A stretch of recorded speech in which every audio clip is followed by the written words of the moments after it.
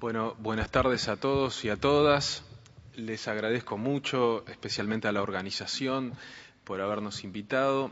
Es una oportunidad para intercambiar y aclarar sobre todo algunos conceptos.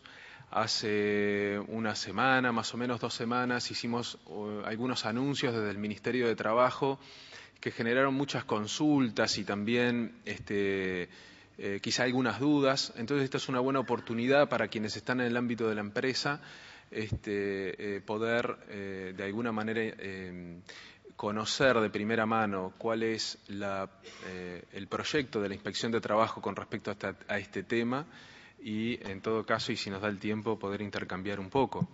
Me parece muy importante, primero, ambientar el tema. El título es Discriminación en el trabajo por razones de género. Este es un tema delicado, sensible, pero es un dato de la realidad también.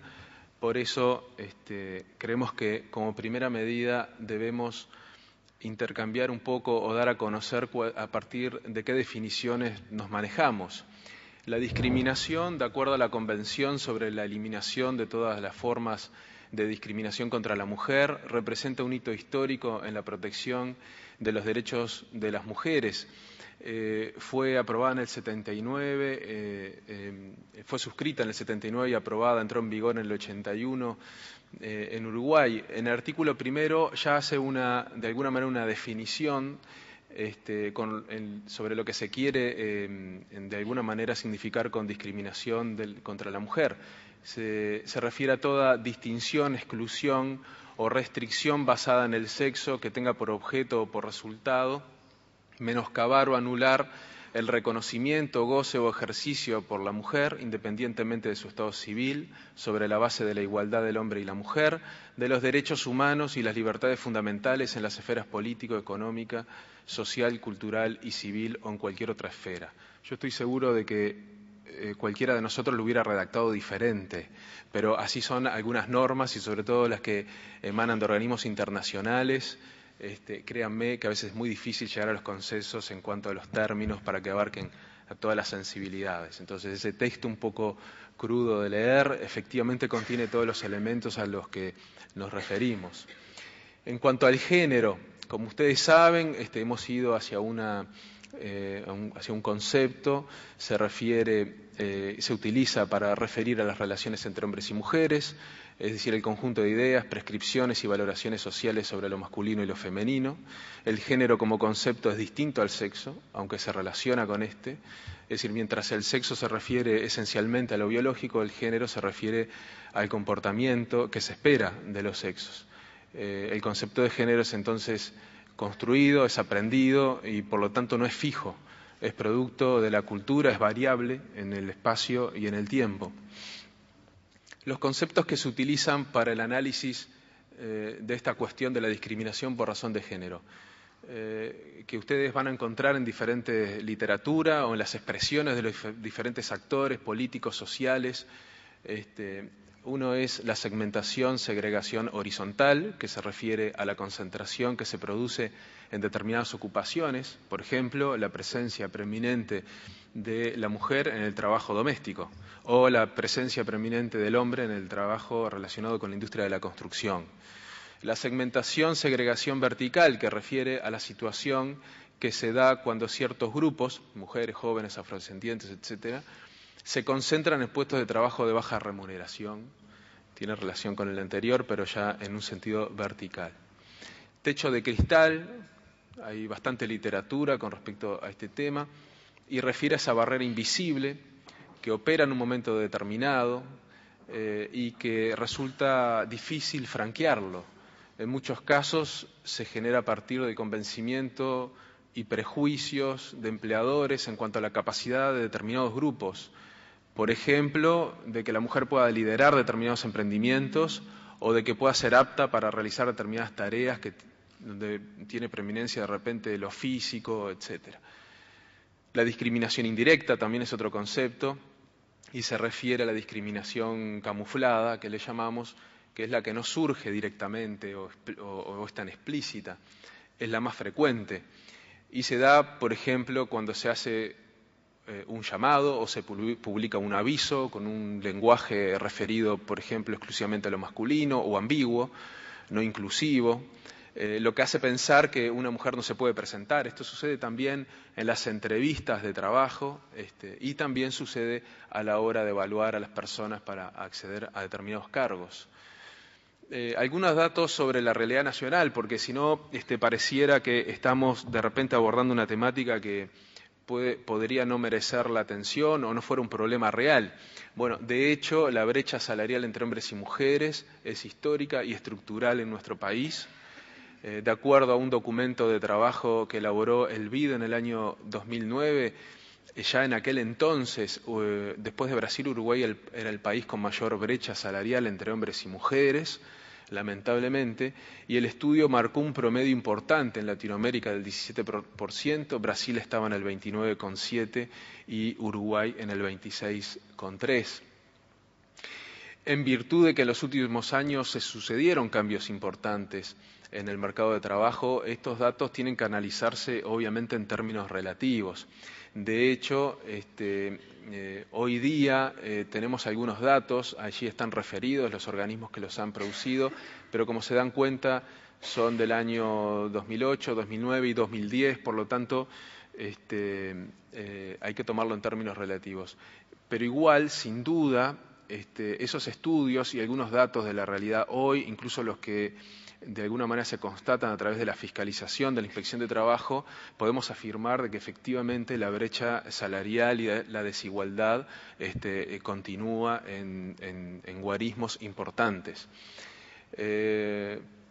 La tasa de empleo para las mujeres va subiendo, en el 2010 48,9, 5,2% más que en el 2009 y para los hombres 69,3, aumentó pero en una proporción inferior al de las mujeres. Eso es un dato también importante.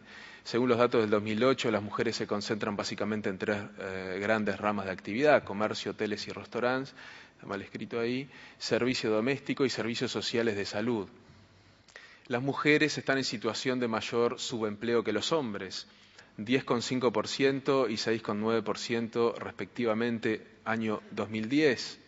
La mujer se encuentra en mayor medida en situación de multiempleo, 14% las mujeres y 10% los hombres.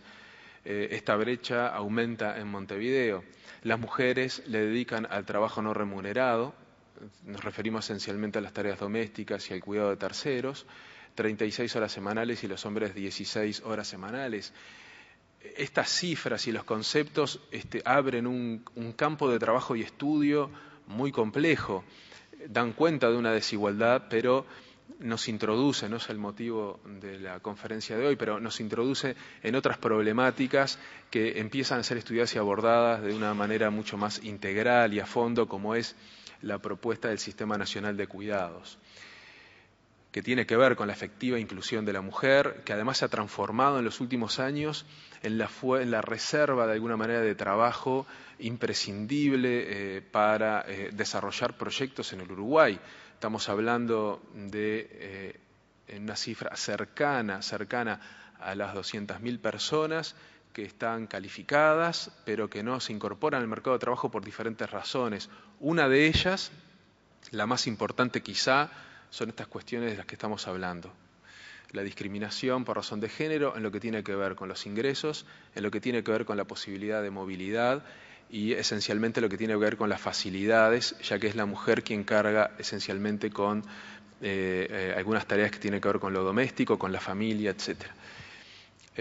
La Asociación de la Prensa Uruguaya hoy presentó los resultados de una primera encuesta nacional de trabajadores de los medios de comunicación, lo hizo la encuestadora Cifra y rápidamente, porque todavía no pudimos obtener el trabajo, pero en diálogo con esa organización pudimos sí sacar la información de que datos importantes, de que la presencia de la mujer aumenta en los medios de comunicación, que el nivel de formación de las mujeres en este sector es mayor que el de los hombres. Los entrevistados dan cuenta de que a la hora de definir los cargos de mayor jerarquía y responsabilidad se da una diferenciación basada en el género. Efectivamente, los hombres acceden más a este tipo de cargos. a pesar de los otros dos datos, ¿no? De que hay más mujeres y que están más capacitadas o más formadas. El estudio también refiere a la diferencia de trato en el trabajo cotidiano. Por ejemplo, refieren a la cobertura de determinadas noticias a nivel nacional y a nivel internacional o en el exterior, y algunos también los encargos que tienen que ver con determinados proyectos de investigación, periodística, etcétera. Queremos hablar también del marco jurídico brevemente o rápidamente, tanto a nivel nacional como internacional, porque esto hay que enmarcarlo en lo que son las obligaciones y los derechos de los ciudadanos en nuestro país.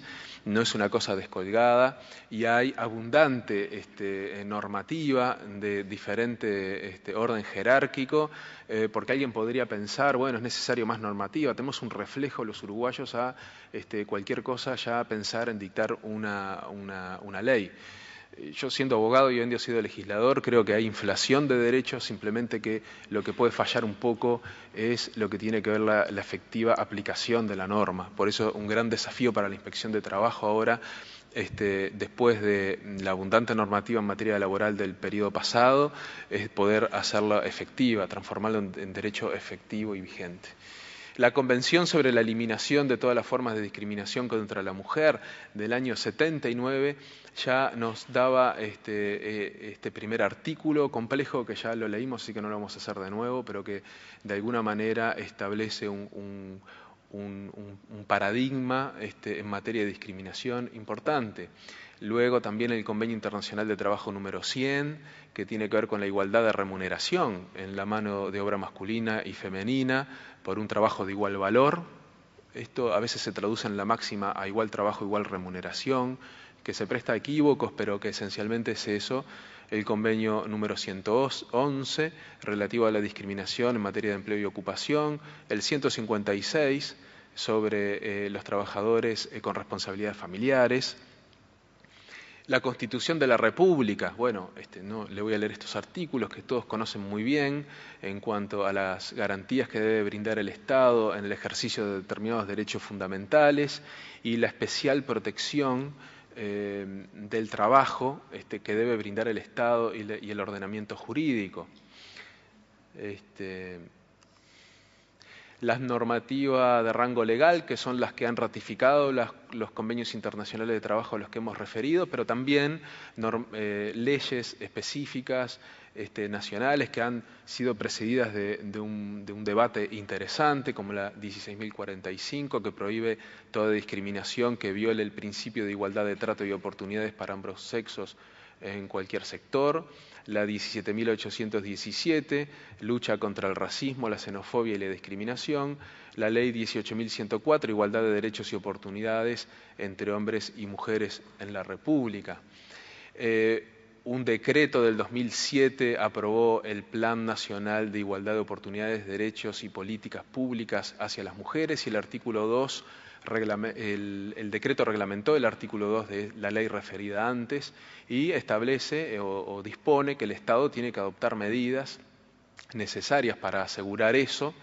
Y en ese sentido, el Estado también tiene que ser el primero en garantizar esa realidad, y hay varios organismos que han asumido compromisos. El programa PIODNA, como se le refiere en general, y que puede ser consultado en las páginas de los diferentes ministerios y organismos del Estado, en donde también podemos evaluar si el Estado también está cumpliendo de alguna manera con sus obligaciones. Medidas contra la discriminación, algunas cuestiones conceptuales, aplicar una perspectiva de género como un instrumento para mirar la realidad y poner en evidencia los roles, como el tema de género como una asignación cultural, los comportamientos aprendidos, cuestionando las relaciones de poder entre hombres y mujeres a la hora de tomar determinadas decisiones en el ámbito de la empresa, en el ámbito de una organización del Estado. Una forma de incluir es hacer visible la inequidad en el trabajo, por ejemplo, a través de los propios registros y datos con los que cuenta el empleador, que de repente nunca fueron desagregados con esta perspectiva, y quizá si lo hacen se dan cuenta o se visibiliza o se explicita una realidad que quizá estaba un poco oculta o que parecía obedecer a otras cuestiones, pero que no tienen explicación. Hay algunos ejemplos concretos que ahora voy a referir. Acciones afirmativas o medidas compensatorias, estrategias para garantizar la igualdad de oportunidades mediante estas medidas que permiten corregir las diferencias que resultan en la práctica. A modo de ejemplo, el Plan Calidad con Equidad que lleva adelante el MIDES, InMujeres, que fue aplicado ya en la Administración Nacional de Puertos, ANCAP, OCE, UTE. Además hubo algunas experiencias en el ámbito privado, alguna empresa importante que efectivamente hay, a partir de lo que decíamos a través de la transparencia anterior, a partir de un análisis de las decisiones que tomaba la empresa y con una perspectiva de género llegó a la conclusión de que a la hora de definir los cargos gerenciales efectivamente eran adjudicados esencialmente a los hombres. Y en realidad, y con total honestidad y claridad, la empresa no se veía bien ni siquiera por qué hacía eso. Había una cuestión cultural incorporada, no explicitada. No había ni siquiera una cuestión deliberada de discriminación, pero de hecho se daba. Por eso es tan importante hacer un autoanálisis de esta situación, porque cuando uno refiere el tema discriminación, Ministerio de Trabajo, Inspección de Trabajo, etcétera, enseguida vamos nos vamos hacia esa imagen de alguna manera de fiscalización, de lucha a través de un expediente, de defensa, etcétera. Bueno, la verdad es que lo que queremos estimular es un cambio cultural, un análisis, una explicitación de estas realidades.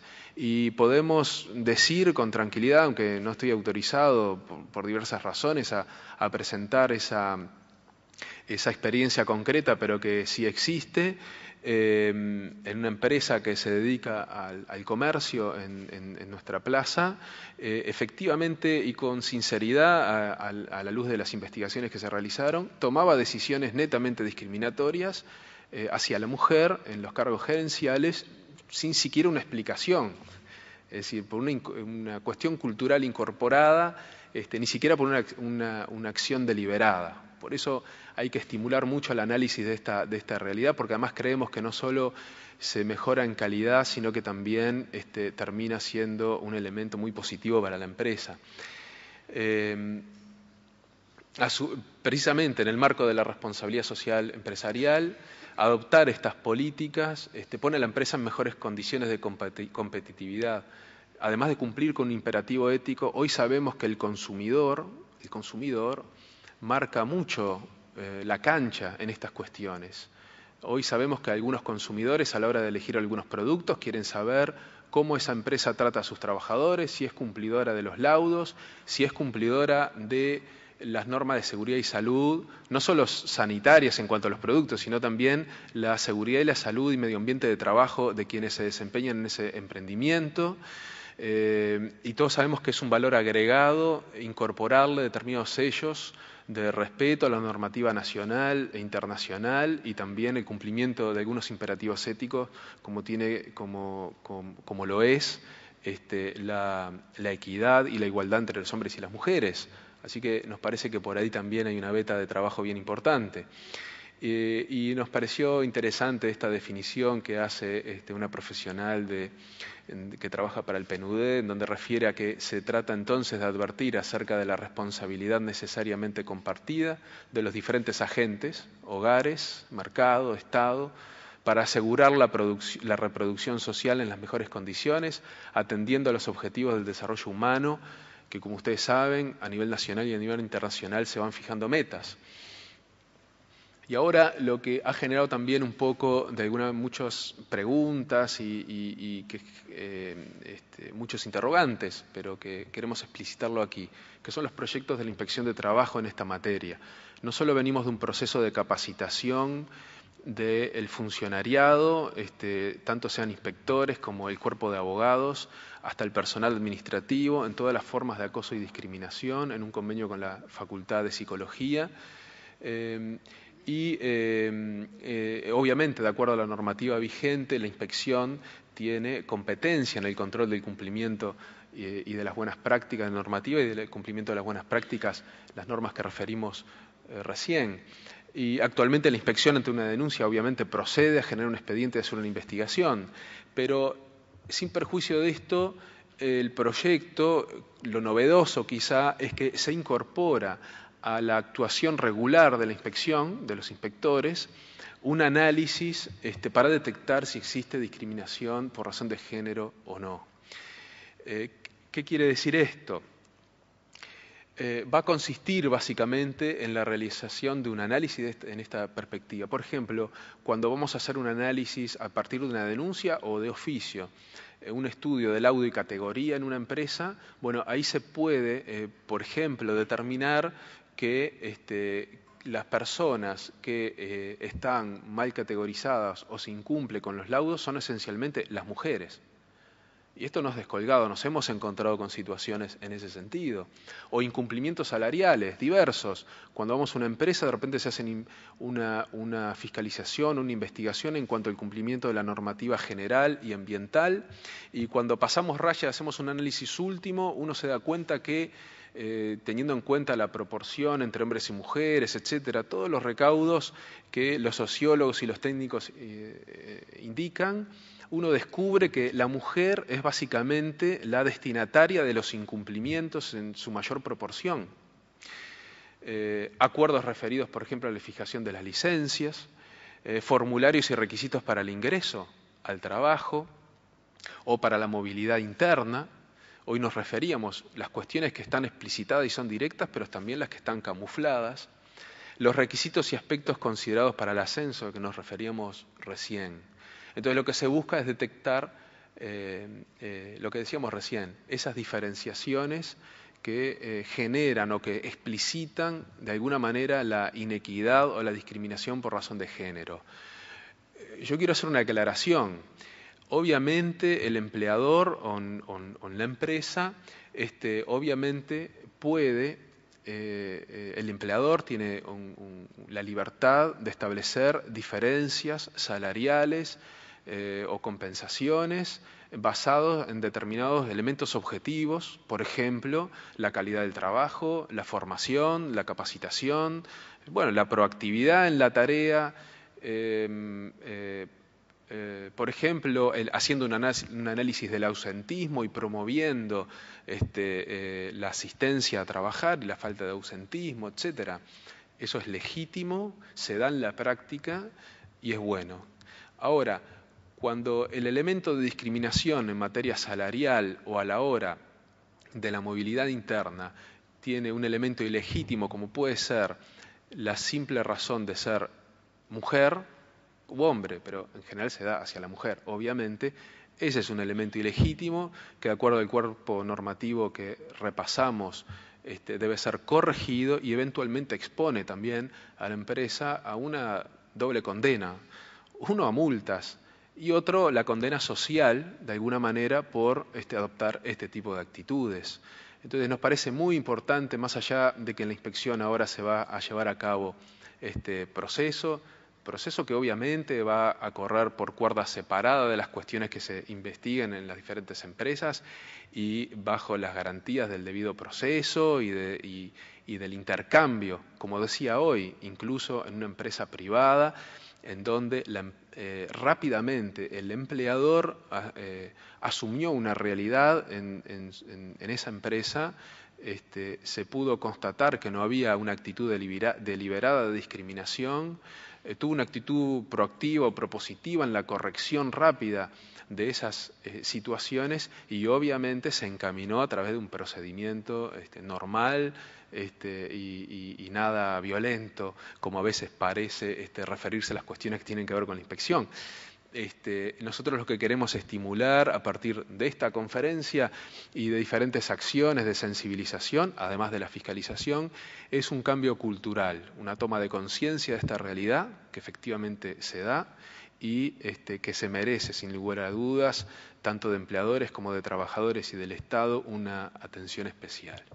Me parece que voy terminando por acá no sé si se quiere hacer alguna pregunta o lo que estimen pertinente. Les agradezco la atención. Parece oportuno.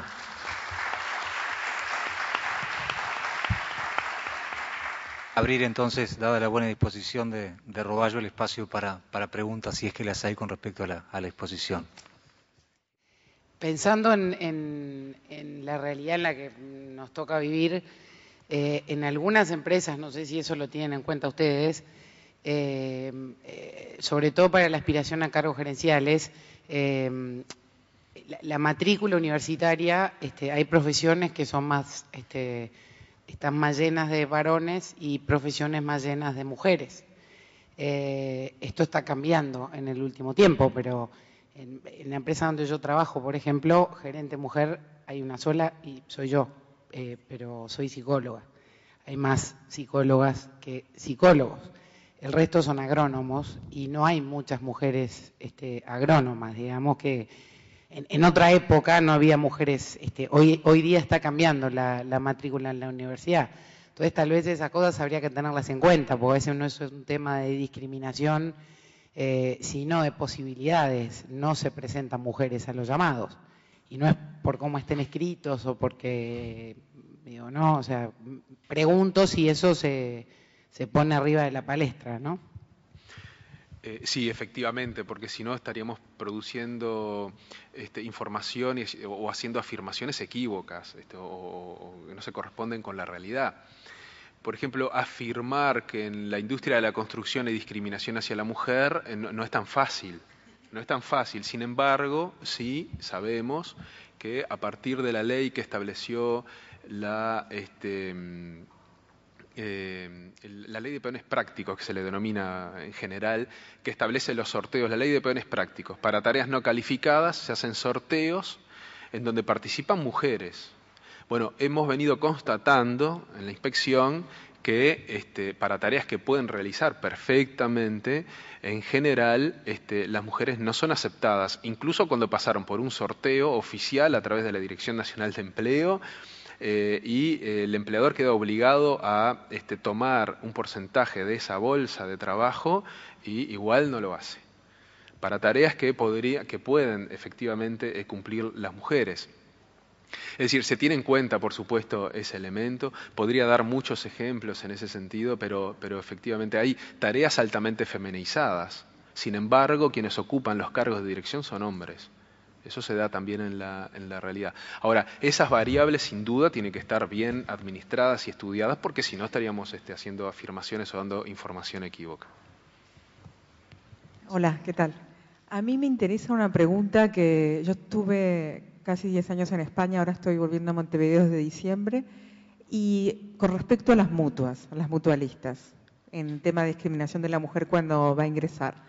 Yo entiendo que todas las mutualistas tienen reglas, porque también pasa en Europa, esperan 10 meses en caso de una mujer embarazada para que tenga derecho a internación.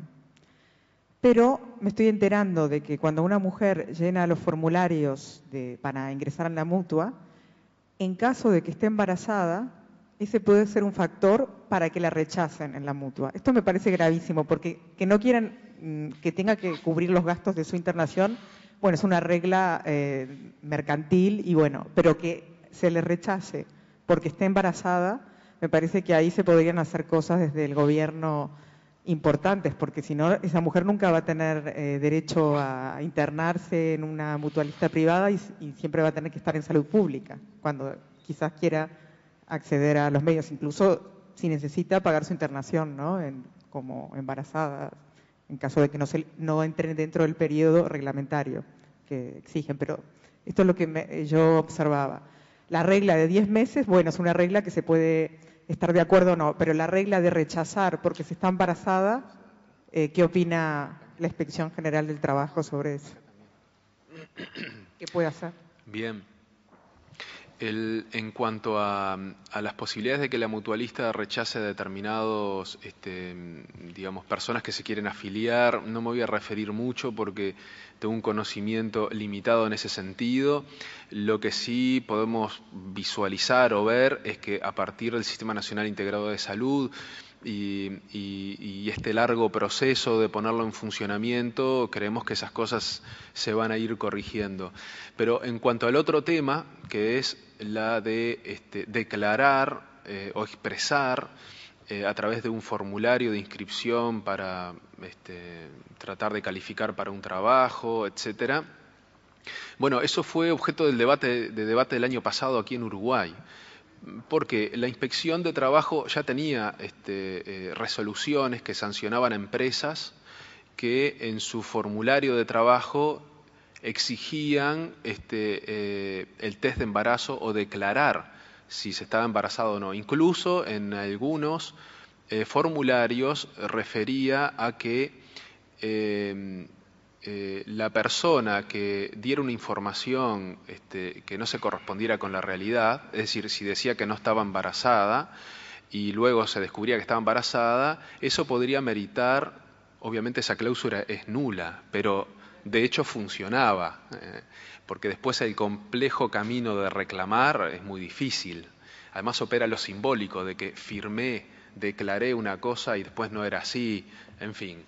Pero incluso en el propio formulario o contrato de trabajo llegaban a expresar que en caso de no dar la información correcta podía ser despedida por notoria mala conducta, que es una eximente luego incluso de la indemnización tarifada a la que todo trabajador tiene derecho en determinadas condiciones. Eso se daba, incluso en alguna empresa todavía quizás hasta se pueda encontrar eso, porque es una estrategia de alguna manera. Hay algunas empresas importantes con estudios jurídicos importantes también que los asesoran, no se les pasa por alto eso. Simplemente que es una estrategia para limitar las posibilidades y de lo que puede ser para ellos una situación adversa de acuerdo a sus intereses.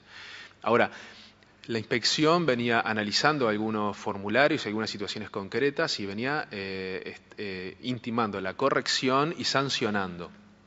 Pero el Ministerio, el año pasado, a partir de que la realidad proliferaba, decidió enviar un proyecto de ley al Parlamento para prohibir expresamente el requerimiento de test de embarazo o cualquier tipo de declaración en ese sentido, no solo para acceder al empleo, sino también para la movilidad interna. Incluso en un primer momento, obviamente ese tipo de cosas, se me pide un informe inmediatamente, y yo infantilmente decía, bueno, existe lo que dije hace un ratito, hay inflación de derecho en ese sentido. Es obvio, no es necesario dictar una ley, es así, bueno, pero el efecto simbólico de dictar una norma, la difusión de esa realidad que dio la discusión de la norma en el Parlamento y que haya una ley que expresa en ese sentido, generó rápidamente la corrección de una cantidad de situaciones.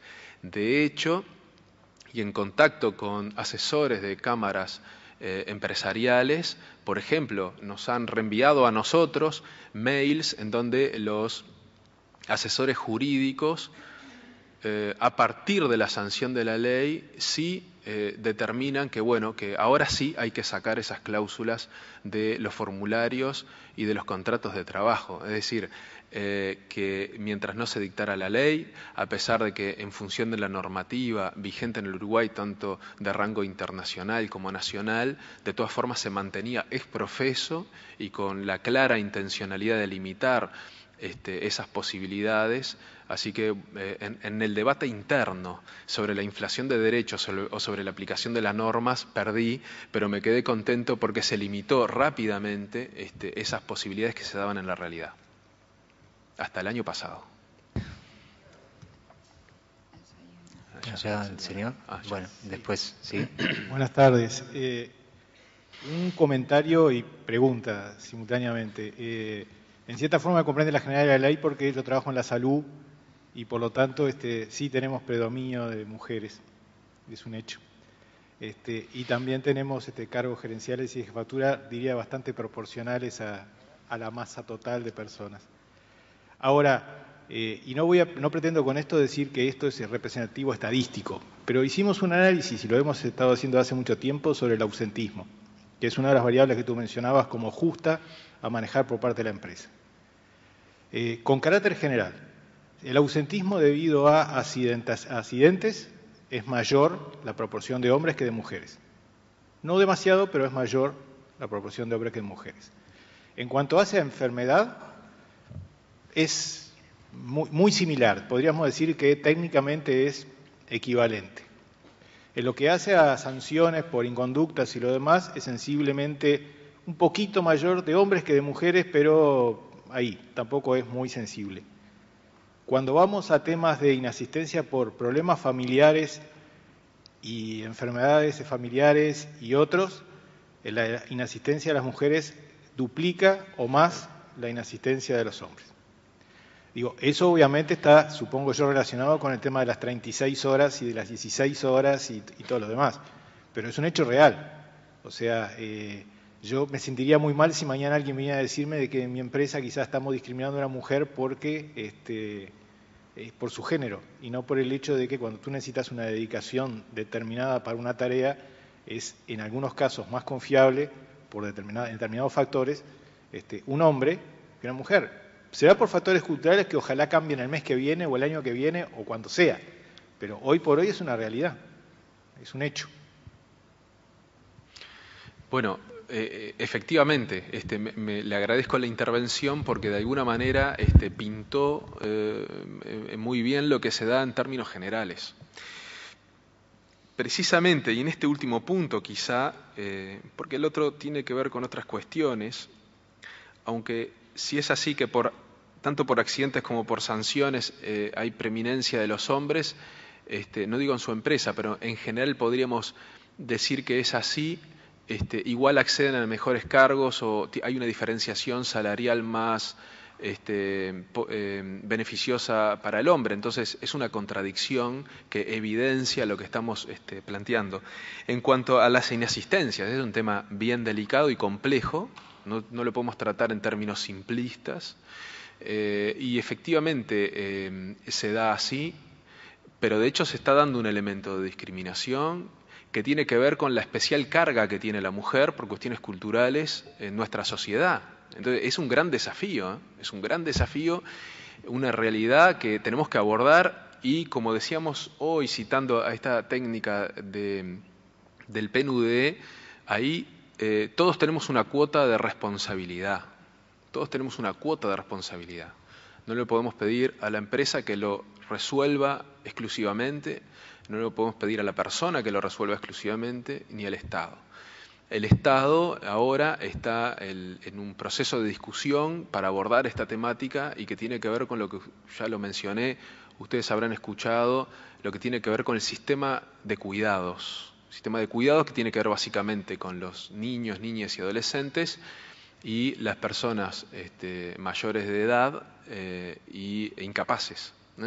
Sin un esquema institucionalizado y con una cierta cobertura, todas las cuestiones que trabajemos en este sentido, que se puedan dar con cuestiones de la realidad como esta, se van a quedar en meras declaraciones. Entonces, el Estado, de alguna manera, incorpora dos aspectos, la fiscalización y también un proyecto concreto al que hay que incorporarle, obviamente, y especialmente para determinados sectores de la población, dinero, porque si no es imposible, y que tiene que ver con generarle mejores posibilidades a la mujer y reducir al mínimo posible ese hándicap que se genera. Pero lo que sí quiero remarcar que estoy convencido de que es un tema que debemos abordar en el diálogo social tripartito, debemos abordar todos, y todos tenemos una cuota de responsabilidad en ese sentido. Ninguno de los actores lo puede resolver exclusivamente. Teníamos a la señora allí. ¿Cuántos inspectores de trabajo tenemos en el Uruguay? Me gustaría saber, en promedio, anualmente, ¿cuántas visitas realizan haciendo inspecciones de trabajo justamente? Gracias. Bueno, a ver si tengo acá, para darle algunos números más precisos. La inspección de trabajo cuenta con un cuerpo inspectivo en funciones de fiscalización concreta, hay más inspectores, pero en funciones de fiscalización concreta 140 y poco. En todo el país, es decir, en algunos departamentos hay inspectores radicados, pero hay competencia nacional.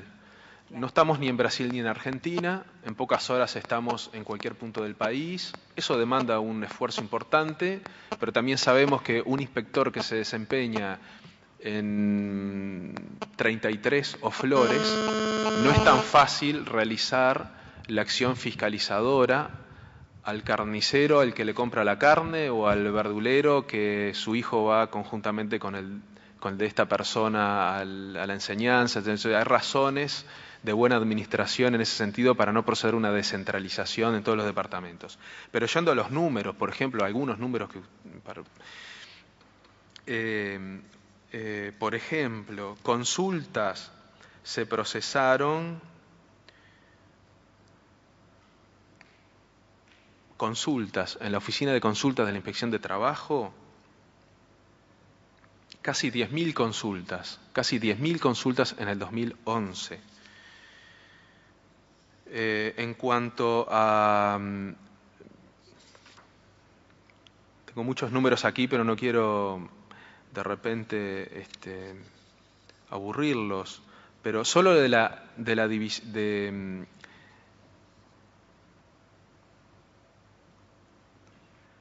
división jurídica, la inspección cuenta con un cuerpo de abogados de 18 abogados.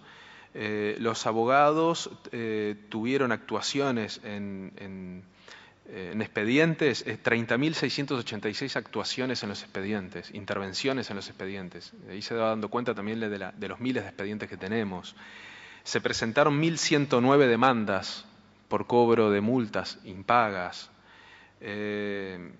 Se recaudaron, no somos un organismo de recaudación, no somos la DGI ni el BPS, pero la suma ascendió a 36 millones de pesos solo en el año 2011 por multas. La división Condiciones Ambientales de Trabajo... ¿Y a cuántas mujeres lograron mejorar? Bueno, no, claro, esto estoy hablando en términos generales. No lo tengo discriminado aquí, porque le voy a decir una cosa. Estos casos de discriminación por razón de género, no tenemos 1 o 2 expedientes específicos de eso, porque siempre viene entreverado con otras cuestiones. Discriminación por represión sindical, acoso moral laboral, acoso sexual, siempre viene un cúmulo de cuestiones acumuladas. No se discriminan o no vienen discriminadas, porque la realidad indica eso también, que se da conjuntamente con otras situaciones. Tenemos 1 o 2 expedientes nada más hoy día vigentes, en donde lo que se denuncia es específicamente la discriminación por razón de género. Por eso, lo mismo que pasó con el trabajo doméstico. El trabajo doméstico teníamos una denuncia cada tanto, y era una de las actividades con mayor informalidad. Entonces, algo no funcionaba. ¿Por qué? Porque no estamos ante 300 trabajadores en una empresa, con organización sindical, en donde viene la organización incluso a hacer la denuncia. Estamos ante un trabajador o una trabajadora, mejor dicho, en una familia. Hace una denuncia, va a la inspección, ¿cuánto dura? Yo le pongo minutos o horas, nunca llega a las 24 horas. Por eso procedimos a hacer fiscalización de oficio, operativos de oficio. Vamos a los hogares, golpeamos la puerta, averiguamos si hay una trabajadora doméstica y hacemos la inspección de oficio, lo decide el inspector general, por zonas en Montevideo y en el interior del país. Acá es lo mismo, incorporamos al protocolo regular de la inspección de trabajo, en determinados temas obviamente, una mirada a los efectos de determinar si hay discriminación por razón de género. ¿Por qué? Porque no se denuncia específicamente mucho. Entonces, cuando hacemos el análisis de diferentes cuestiones, salariales, ambientales, etcétera, pasamos raya luego y vemos si hay una desproporción en cuanto a las infracciones en donde las mujeres son las más perjudicadas. Y a partir de ahí, la corrección. Bien, creo que quedaba una preguntita. Sí, en mi caso yo trabajo en una empresa productiva y increíblemente, aunque entiendo que tanto lo que dijo Alejandro recién sobre una empresa de salud y lo que usted corroboró como general de que se da el caso de que las mujeres por cuidados suelen ausentarse más, en el caso nuestro la 1/4 parte del personal es mujeres y justamente se da absolutamente lo contrario, ¿no? O sea, en el caso de las mujeres prácticamente no tenemos ausentismo, diría que prácticamente no existe el ausentismo, y sin embargo en el caso de los hombres tenemos un ausentismo altísimo, con un problema importante con DICE, ¿no? que tocaría otro tema, pero que realmente nos preocupa muchísimo. O sea que, digo, en este caso la parte de género no funciona de esa forma, ¿no? Nosotros, yo diría que el 100% de las mujeres cumplen con la asistencia. Sí, quiero hacer una aclaración. Cuando me refería a eso, me refería a las cuestiones referidas a los cuidados. Es decir, cuando el ausentismo, no el ausentismo general, por lo menos yo me refería a eso, no sé si quien intervino también. Es decir, cuando el ausentismo, cuando la razón por la cual se falta y la razón que se le da a la empresa es se me enfermó el nene, tuve que llevar a mi padre al médico, faltó quien cuida a los chicos, no tenía con quién dejarlos. Solo eso, no me refería a lo que puede ser un análisis general sobre, por ejemplo, ausentismo por otras razones, por no ir a trabajar, por distintas razones, incluso por el simple hecho de decir, bueno, me tomo unos días. Ahí sí se puede constatar, especialmente en algunas actividades, que la mujer tiene mucho más responsabilidad que el hombre a la hora de cumplir con sus obligaciones en la relación de trabajo. Gracias. Gracias. Bien, ¿hay alguna otra pregunta? Le reiteramos el agradecimiento al doctor Roballo entonces por habernos acompañado.